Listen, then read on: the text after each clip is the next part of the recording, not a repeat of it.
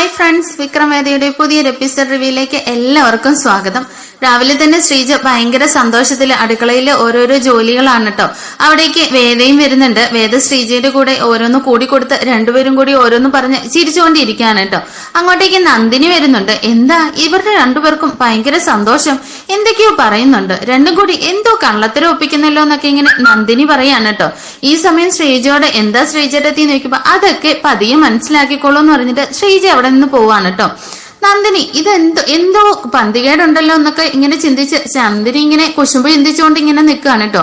പിന്നീടായിട്ട് കാണിക്കുന്നത് നമ്മുടെ വിശ്വാണെങ്കില് നല്ല സുന്ദരനായിട്ട് ഇൻസെർട്ടൊക്കെ ചെയ്തിട്ട് പോവാനായിട്ട് റെഡിയാവുകയാണ്. അങ്ങോട്ടേക്ക് ചോറൊക്കെ ആയിട്ട് ശ്രീജ എന്നിട്ട് ശ്രീജയാണെങ്കിൽ പറയുന്നുണ്ട്, വിശ്വട്ടാ എന്താണേലും എന്തൊക്കെ ബുദ്ധിമുട്ടുകൾ വന്നാലും ക്ഷമിച്ച് നിൽക്കണം എന്നൊക്കെ പറയുമ്പോഴേക്കും അതൊക്കെ ഞാൻ ഏറ്റു, എന്തായാലും ആ നല്ല അടിപൊളിയായിട്ടുണ്ടല്ലോ എന്ന് പറയാണ് കേട്ടോ ശ്രീജ. നമ്മുടെ വേദ ഏർപ്പാടാക്കി തന്നല്ലേ, അപ്പൊ അതിന് ഒട്ടും കുറച്ചിൽ വരുത്തണ്ടല്ലോ, ഇത് നന്നായിട്ടുണ്ടെന്നൊക്കെ ഇങ്ങനെ പറയാണ് കേട്ടോ രണ്ടുപേരും കൂടി. അപ്പോഴേക്കും ശ്രീജയാണെങ്കിൽ ശ്രീജയുടെ സാരിയുടെ തുമ്പിൽ നിന്ന് ഒരു 150 രൂപ ഇങ്ങനെ പെറുക്കിയെടുത്തിട്ട് ഇതെന്താന്ന് വിഷം ചോദിക്കുന്ന സമയത്ത് അതെ ഇടയ്ക്ക് കുറേശ്ശെയായിട്ട് എന്റെ കയ്യിൽ കിട്ടിയതാ, വിശ്വട്ടിന് എന്തെങ്കിലും വെള്ളം കുടിക്കണമെങ്കിലോ ഇത് വെച്ചോ എന്ന് പറഞ്ഞിട്ട് ശ്രീജ ഇങ്ങനെ കൊടുക്കുകയാണ് കേട്ടോ. അപ്പോഴേക്കും വിശ്വ ഇങ്ങനെ ശ്രീജയെ നോക്കിയിട്ട് പറയുന്നുണ്ട്, എന്തായാലും നിനക്ക് നിന്റെയാണ് ഞാൻ അനുഗ്രഹം വാങ്ങിച്ചുകൊണ്ട് ജോലിക്ക് പോകേണ്ടത്, ഇത്രയും നാള് നീ എന്നെ സഹിച്ചില്ലേ എന്ന് ഇങ്ങനെ പറയാണ് കേട്ടോ. അപ്പോഴേക്കും ശ്രീജ പറയുന്നുണ്ട്, എന്തായാലും വിശ്വേട്ടന് ഒരു ദിവസം മാറുമെന്ന് എനിക്ക് ഉറപ്പുണ്ടായിരുന്നു, വിശ്വേട്ട ഇറങ്ങുന്നതിന് മുമ്പ് അച്ഛന്റെ അമ്മയുടെ അനുഗ്രഹം വാങ്ങിയിട്ട് പോണേന്നൊക്കെ പറഞ്ഞിട്ട് ഇങ്ങനെ ശ്രീജ ഇങ്ങനെ പറയാണ് കേട്ടോ. എന്നിട്ട് ശ്രീജ പറയുന്നുണ്ട്, വിശ്വേട്ട എന്തൊക്കെ ബുദ്ധിമുട്ട് വന്നാലും അതൊന്നും മൈൻഡ് വെക്കാതെ നന്നായിട്ട് ജോലി ചെയ്യണേന്നൊക്കെ പറയാണ് കേട്ടോ. അപ്പോഴേക്കും നല്ല വെയിലാണെങ്കിൽ എന്ത് ചെയ്യുന്ന ഇങ്ങനെ ചോദിക്കുമ്പോഴേക്കും അതെ ഞാൻ നല്ല നിലാവാണെന്നങ്ങ് വിചാരിച്ചോളാം എന്നൊക്കെ ഇങ്ങനെ പറയാണ് കേട്ടോ. അങ്ങനെ സന്തോഷത്തോടു കൂടി രണ്ടുപേരും കൂടി ഇറങ്ങി വരുന്ന കണ്ടിട്ട് നന്ദിനിയും വിനായകനും ഇങ്ങനെ അന്തിച്ച് നിൽക്കുകയാണ് കേട്ടോ. ഇതെന്താ വിശ്വേട്ടാന്നിങ്ങനെ വിനയും ചോദിക്കുന്നുണ്ട്. അതെ നല്ല സുന്ദരനായിട്ടുണ്ടല്ലോ, പഴയ ഡ്രസ്സിംഗ് രീതിയൊക്കെ എങ്ങോട്ടേക്കാന്ന് ഇങ്ങനെ ചോദിക്കുകയാണ്. ഈ സമയത്തേക്ക് എനിക്ക് ജോലി കിട്ടിയിട്ടുണ്ട് എന്നിങ്ങനെ പറഞ്ഞിട്ട് അച്ഛന്റെ അടുത്തേക്ക് എന്നിട്ട് ചെല്ലുന്നുണ്ട്. അച്ഛനെ അനുഗ്രഹിക്കണം എന്നിങ്ങനെ പറയുമ്പോഴേക്കും എന്തിനാ എന്നും ഓരോ ഇന്റർവ്യൂ എന്നും പറഞ്ഞിട്ട് ഓരോരുത്തരത്തേക്ക് ഇറങ്ങാലോ അല്ലെ, അങ്ങനെ കുറച്ച് കൈമണി കിട്ടും, അതും എങ്ങനെയെങ്കിലും ചിലവാക്കിയിട്ട് തിരിച്ചു പോരാലോ എന്നിങ്ങനെ പറയുമ്പോഴേക്കും ശ്രീജ എന്നിട്ട് പറയുന്നുണ്ട്, അല്ല അച്ഛാ വിശ്വേട്ടന് ഇന്റർവ്യൂവിനല്ല പോകുന്നത്, ജോലിക്കായിട്ടാണ്. നമ്മുടെ വേദയാണ് വിശ്വേട്ടനൊരു ജോലി റെഡിയാക്കി കൊടുത്തിരിക്കുന്നത്, സൂപ്പർവൈസർ ആയിട്ടാണെന്നൊക്കെ ഇങ്ങനെ പറയുന്ന സമയത്ത് മാഷി ഇങ്ങനെ വേദയെ നോക്കുന്നുണ്ട് കേട്ടോ. എന്നിട്ട് ഒന്നും മൈൻഡ് ചെയ്യാതെ മാഷി ഇങ്ങനെ നിൽക്കുകയാണ്. അപ്പോഴേക്കും അച്ഛൻ അനുഗ്രഹം എന്ന് പറയുമ്പോ ഞാൻ എന്തായാലും നീ ജോലിക്ക് ഇറങ്ങല്ലേ, പോയിട്ട് വാ, ഞാൻ പതുക്കെ അനുഗ്രഹിച്ചോളാന്ന് പറയുമ്പോ കമലാമ്മ പറയുന്നുണ്ട്, എന്താ മാഷ ഇത് അവനൊരു ജോലിക്കായിട്ട് പോവല്ലേ എന്നിങ്ങനെ പറയുമ്പോ ഞാനതിനെ ശപിച്ചതൊന്നും അല്ലല്ലോ, ഞാൻ നല്ലതേ പറഞ്ഞുള്ളൂ എന്ന് പറഞ്ഞിട്ട് മാഷ് അവിടെ നിന്ന് പോവാണ് കേട്ടോ. ഈ സമയം കമലാമ്മയാണെങ്കിൽ പച്ചക്കറി തോട്ടത്തിൽ നിന്ന് പാവയ്ക്കൊക്കെ പറിച്ചുകൊണ്ട് വന്നിട്ടല്ലോ, അത് പെട്ടെന്ന് ഇങ്ങനെ വേദമോളെ ഇത് അകത്തോട്ടേക്ക് വെക്കുന്നു പറയുമ്പോഴേക്കും നന്ദിനിക്ക് ഇത് കണ്ടിട്ട് സഹിക്കുന്നില്ല കേട്ടോ. നന്ദിനി ഓടിപ്പോയി തട്ടിപ്പിടിച്ചിട്ട് ഞാൻ വെച്ചോളാം അമ്മയെന്ന് ഇങ്ങനെ പറയാനേ. അങ്ങനെ കമലാമ്മ പറയുന്നുണ്ട്, എല്ലാം പുഴുവാണ്, ഇപ്പോ ഇതിനകത്തുനിന്ന് കുറച്ചേ കിട്ടിയുള്ളല്ലോ എന്നൊക്കെ പറയുമ്പോൾ മാഷ് പറയുന്നുണ്ട്, കുറച്ച് പുകയില വെള്ളമൊക്കെ തളിച്ചു കൊടുക്കാം, ഇവിടെ ആർക്കും വയ്യല്ലോ എന്നൊക്കെ പറഞ്ഞിട്ട് മാഷ് അങ്ങ് പോവാണ് കേട്ടോ. അങ്ങനെ മാഷ് കയറി പോയി കഴിയുമ്പോഴേക്കും വിക്രം ഇറങ്ങി വരുന്നുണ്ട്. അപ്പൊ വിശ്വം പറയുന്നുണ്ട്, വിക്രം ഇന്ന് ജോലിക്ക് പോവാണ്. ഞാനെല്ലാം അകത്തിരുന്ന് കേട്ടിരുന്നു, എന്തായാലും അച്ഛന്റെ അടുത്ത് ചെല്ലുമ്പോ ഞാനൊരു പൊട്ടിത്തെറി പ്രതീക്ഷിച്ചു, അത് കഴിഞ്ഞിട്ട് ഇറങ്ങി വരാന്നോർത്തിട്ടാണെന്ന് ഇങ്ങനെ പറയാൻ കേട്ടോ. അങ്ങനെ എല്ലാവരും ചിരിച്ചുകൊണ്ടിരിക്കുന്ന സമയത്ത് വിശ്വം അങ്ങനെ എല്ലാവരോടും യാത്രയൊക്കെ പറഞ്ഞിട്ട് പോവാണ് കേട്ടോ. ഇത് കണ്ടിട്ട് നന്ദിനിക്ക് അങ്ങ് ആകെ സഹിക്കുന്നുണ്ടായില്ല. എന്നിട്ട് നന്ദിനിയും വിനായകനും കൂടി റൂമിൽ ചെന്നിട്ട് വിനായകനാണെങ്കിൽ എന്തോ രഹസ്യമായിട്ട് കഴിക്കാനായിട്ടൊക്കെ മേടിച്ചുകൊണ്ട് വന്നിട്ടുണ്ട് കേട്ടോ. അത് നന്ദിനിയുടെ രണ്ടുപേരും കൂടി റൂമിലിരുന്ന ബട്ടർ ബണ്ണാണ്, ഇത് വേറെ ആരും കാണണ്ട, അതിന്റെ പൊടിയൊന്നും വീഴില്ലെന്നൊക്കെ വിനായകൻ പറയുമ്പോഴേക്കും അതിനെന്താ ഭാര്യയും ഭർത്താവും അല്ലേ, നമ്മൾ കഴിച്ചെന്നും പറഞ്ഞിപ്പോ എന്താന്നും പറഞ്ഞിട്ട് രണ്ടുപേരും കൂടി റൂമിലിരുന്ന് കഴിക്കുകയാണ് കേട്ടോ. ഈ സമയം വേദയും ശ്രീജയും കൂടി അടുക്കളയിലിരുന്ന് വർത്താനൊക്കെ പറഞ്ഞ് സന്തോഷത്തോടു കൂടി ഇരിക്കുകയായിരിക്കും.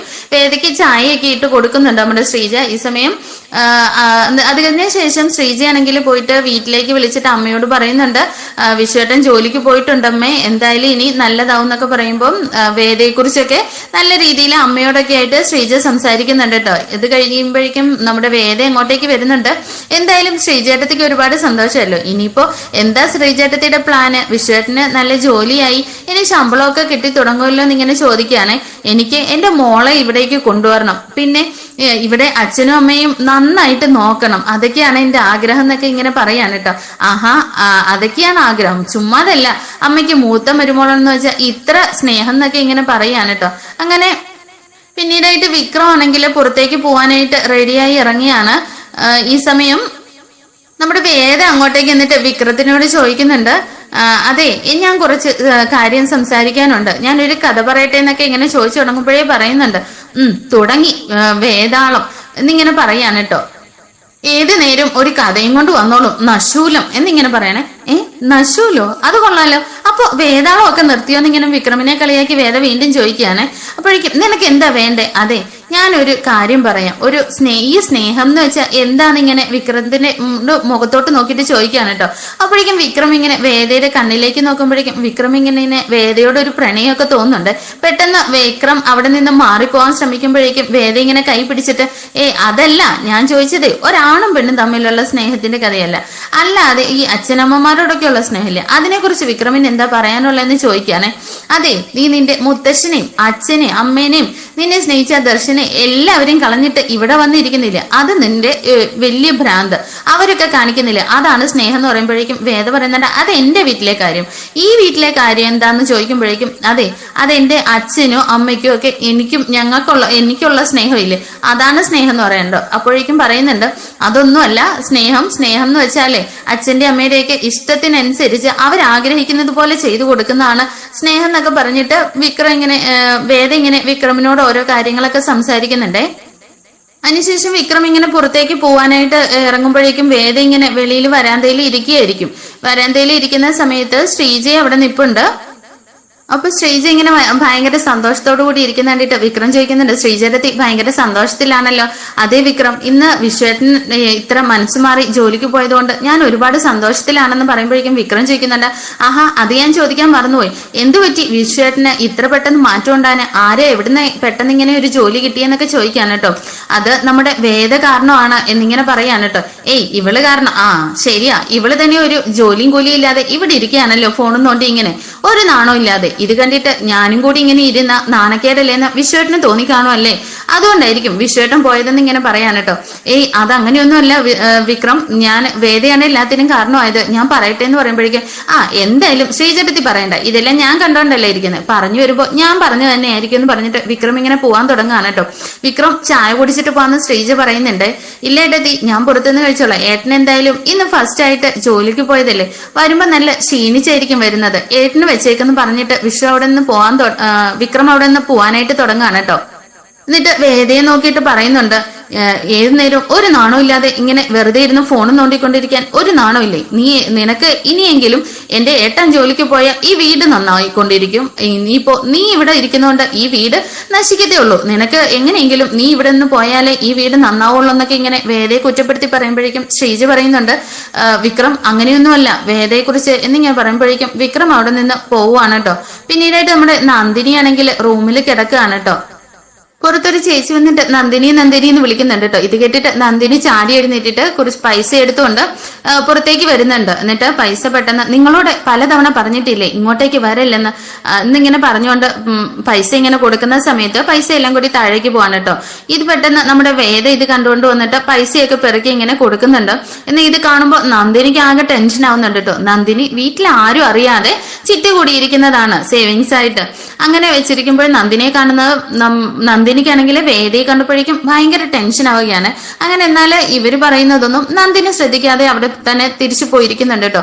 എന്നിട്ട് ആ ചേച്ചി പറയുന്നുണ്ട്, അതെ ചിട്ടി കുറെ ഡിലേ ആയിട്ടുണ്ട്, അതുകൊണ്ടാണ് ഞാൻ ഇങ്ങോട്ടേക്ക് വന്നതെന്നൊക്കെ പറഞ്ഞിട്ട് അവര് പൈസ മേടിച്ചുകൊണ്ട് അവിടെ നിന്ന് അങ്ങ് പോവാണ് കേട്ടോ.